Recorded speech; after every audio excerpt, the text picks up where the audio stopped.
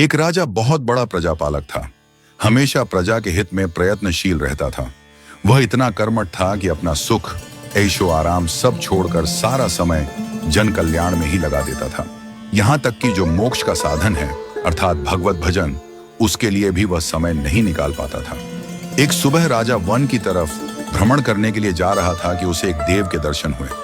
राजा ने देव को प्रणाम करते हुए उनका अभिनंदन किया और देव के हाथों में एक लंबी चौड़ी पुस्तक देखकर उनसे पूछा, महाराज, आपके हाथ में यह क्या है? देव बोले, राजन, ये हमारा बही खाता है जिसमें सभी भजन करने वालों के नाम हैं। राजा ने निराशा युक्त भाव से कहा, कृपया देखिए तो इस किताब में कहीं मेरा नाम भी है या नहीं। देव महाराज किताब का एक एक पृष्ठ उलटने लगे, परंतु राजा का नाम कहीं भी नजर नहीं आया। राजा ने देव को चिंतित देखकर कहा, महाराज, आप चिंतित ना हो, आपके ढूंढने में कोई भी कमी नहीं है। वास्तव में ये मेरा दुर्भाग्य है कि मैं भजन कीर्तन के लिए समय नहीं निकाल पाता और इसीलिए मेरा नाम यहाँ नहीं है।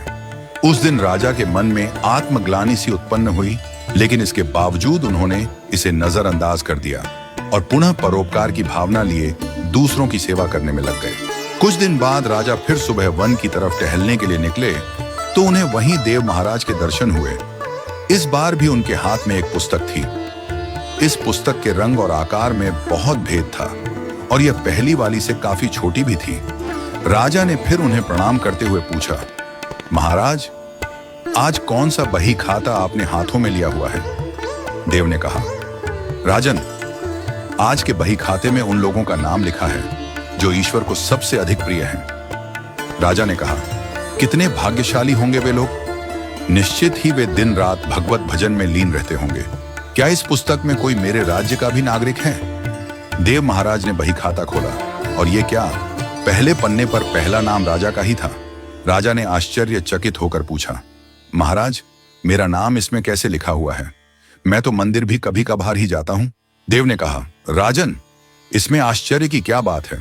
जो लोग निष्काम होकर संसार की सेवा करते हैं, जो लोग संसार के उपकार में अपना जीवन अर्पण करते हैं, जो लोग मुक्ति का लोभ भी त्याग कर प्रभु के निर्बल संतानों की सेवा सहायता में अपना योगदान देते हैं, उन त्यागी महापुरुषों का भजन स्वयं ईश्वर करता है।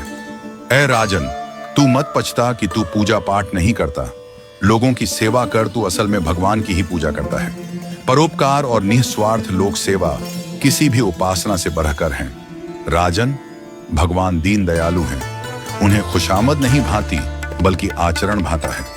सच्ची भक्ति तो यही है कि परोपकार करो, दीन दुखियों का हित साधन करो। अनाथ, विधवा, किसान व निर्धन आज अत्याचारियों से सताए जाते हैं। इनकी यथाशक्ति सहायता और सेवा करो और यही परम भक्ति है।